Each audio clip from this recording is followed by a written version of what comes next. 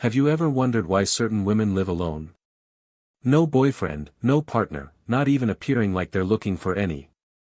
The answer is not loneliness, lack of choices, or heartbreak.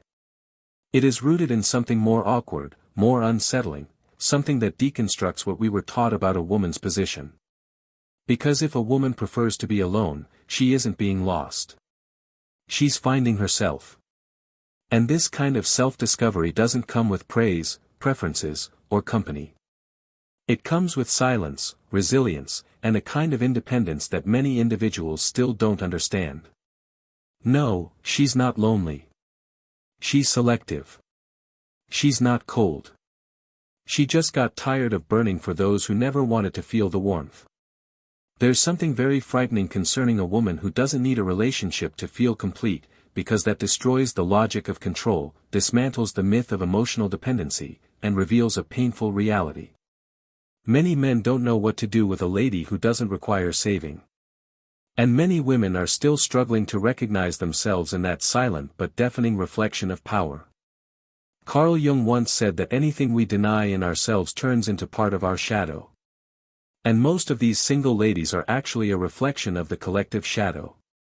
They are what many people hope to become, but few have the determination to embrace. They don't scream for love. They whisper their decisions. They don't put themselves on display to gain attention. They withdraw to preserve themselves. They're less interested in charming princes and more in their own tranquility. And that makes other people comfortable because while the world expects urgency to be with someone, these ladies have discovered the value of being with themselves. The woman who lives alone without a man isn't lost. She's living on a different level, a level where nothing is asked for. It's chosen. Where validation isn't needed, presence is sufficient. And perhaps that's why she attracts lots of criticism, so much and so many attempts to identify or explain her. But what lots of people still do not understand is that behind her obvious absence is a presence that fills, that surpasses, that challenges the mental status quo. She doesn't want just any kind of love. She wants something that doesn't degrade her. And until that comes along, she stands firm and complete. Perhaps you don't understand it right now. Perhaps you think it's exaggeration, ego, or mental damage in disguise. But deep down there's a question inside you, a silent one that vibrates even when you try to ignore it. What if that silent route is actually the only one that brings about the most crucial kind of love? The one that begins with you. The silence that surrounds ladies who live alone is not emptiness. It's a haven. And people who do not understand the importance of that space always calls her cold, aloof, or even arrogant. But what a few individuals believe is that she didn't build that fortress to shut the world out. She made it to not lose herself. Carl Jung also said that anything we don't face in ourselves, we end up projecting onto other people.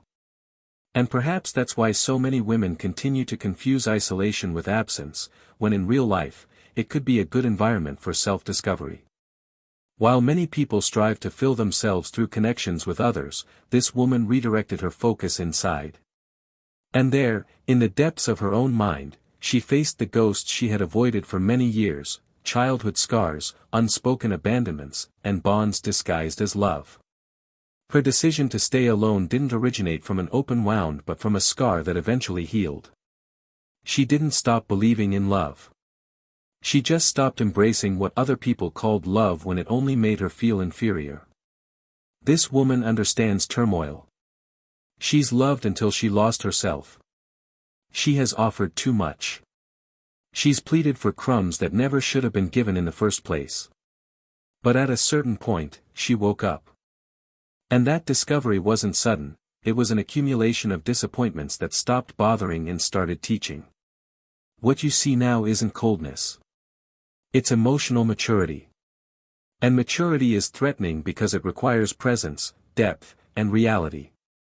She doesn't want just any company. She wants reciprocity. She's no longer drawn to promises but to genuine presence.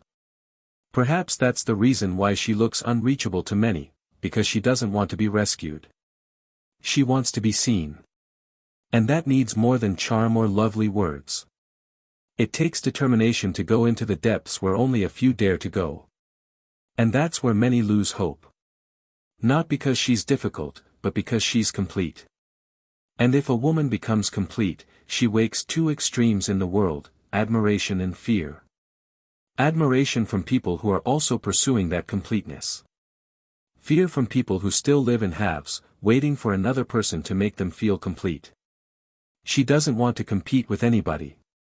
She wants to overflow beside people who have also discovered themselves.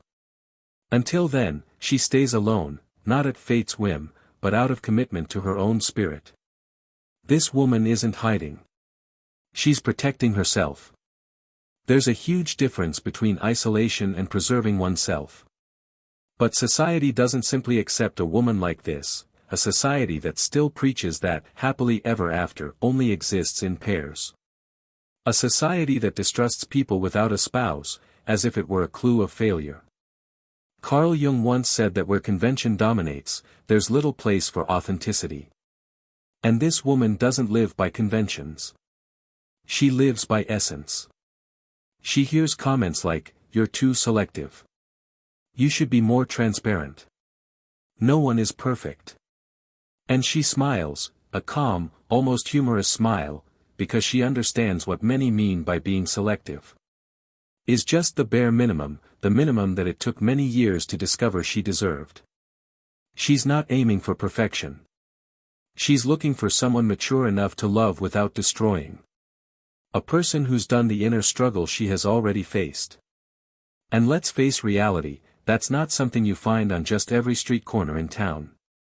The discomfort she creates isn't in what she says, it's in what she represents. She's a living example that it's possible to be comfortable without depending on anybody else. And that peels masks off. Men who feed on female insecurity feel scared. Women still stuck in the desire for validation feel criticized. But she isn't there to face anybody. She's just being there. And the honesty of someone who has liberated herself is, by itself, a terrible mirror for people still living in chains. This woman isn't in a hurry. She does not need to speed up things to please anybody. She honors her own pace. And for that reason, she stirs silent anger in a society that demands everything now. She wants depth while society pursues distractions. She wants presence, while society gives only superficial availability. She yearns for soul-level connections while everybody else is trying to seem fascinating on the next Instagram story. And when she says no, it's not a game, it's reality. When she walks away, it's not drama, it's self-defense. When she decides to stay home rather than going out with anyone empty, it's not pride. It's honesty. And that clarity, achieved through pain and dedication, is her greatest transformation. Because she doesn't live to please others, she lives to be. And the simple act, being, is what makes her so dangerous to the entire system. Maybe what surprises people most about this lady isn't her solitude. It's the tranquility she's found within herself. Carl Jung believed that people who look outward dream, while people who look inward awaken. And it was just that inner exploration that she took. It wasn't easy. It was a difficult task of peeling off masks, dealing with the ghosts of emotional reliance, and restoring herself piece by piece. She no longer determines herself through the eyes of other people. She sees herself through her own eyes. How many times have you wondered if being alone is failure or freedom? How many times have you felt the need to justify yourself for not having anyone by your side? This woman has felt it too. She once believed there was something amiss with her for being alone in a society that adores couples, even the unhappy ones. But at some point she understood, it's better to be alone than to be hidden in a relationship. And that day she made a contract with herself. Never again will she take less than what she actually deserves. Her route is not a straight line. There are occasions for ambiguity, times of nostalgia, and nights of deep silence, but there's also a resilience that develops with each decision taken in knowledge. She realized that unconditional love doesn't consume, doesn't manipulate. The love she desires is one that liberates, that grows, that supports without oppressing.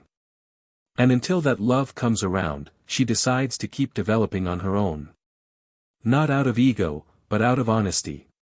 This woman is the living manifestation of Jung's individuation.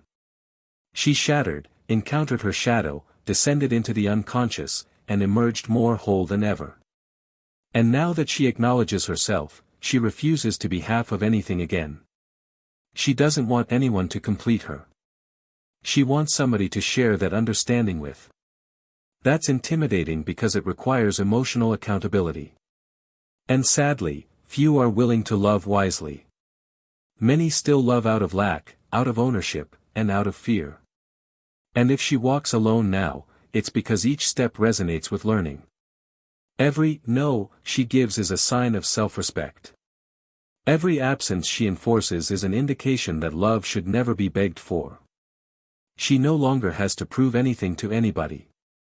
And that certainty, originating from the deepest part of her soul, changes everything around her. Because a woman who has regained herself becomes dangerous. Not because of her weapons, but because of her insight. The woman who lives alone without a man is not the same woman who once desired to be loved. Something deep inside her broke. And it was just that break that set her free. Because sometimes only in collapse does the soul find its new shape. Carl Jung once said that the tree that grows to heaven has to have roots that extend down to hell. And that's precisely what she lived through. She delved into the hell of her own narrative, facing ancestral fears, inherited agony, and experiences that weren't just hers but those of all the women who came before her. She broke patterns. She said no to relationships that repeated the same harmful script. She discovered that it wasn't her responsibility to heal anyone, save anyone, or take crumbs out of fear of being alone. And when she stopped accepting less, society tried to convince her she was wrong. But she maintained her ground. First with doubt, then with knowledge, and eventually with invulnerability, for a person who has lived in their own abyss no longer worries about absence. She learns to nurture herself with silence and to warm herself with her own presence. She's not unreachable. She just no longer allows herself to be invaded. There's a lot of difference between displaying your heart and allowing yourself to be torn apart. She opens, but only for those who come in sincerity. Not with planned statements or empty promises. She's seen enough to know the difference between presence and performance. Her perception has become sharp. Her vitality is a filter. She can see from afar what lacks depth. And she is not afraid to walk away. Her transformation is not superficial. It's archetypal. It's as if she's delved into an ancient knowledge, an old memory that women weren't created to serve but to express, not to be shaped but to overflow with energy. And in reaching that memory, something emerged in her, a wild woman, emotionally independent, a woman who, although alone, is far from lost. She's in connection with something more profound, with her own destiny. And regardless of how much people try to degrade her with labels, cold, unwelcoming, distant, nothing remains because she no longer lives to fit in. She lives to grow. She no longer strives for attention. She emanates presence. She's no longer waiting to be chosen. She does the choosing. And that reversal of logic confuses people who still strive to control the feminine. But she's no longer there. She's already past the threshold. And on the other side, she found that the genuine connection begins only once you've loved yourself enough to not need anybody.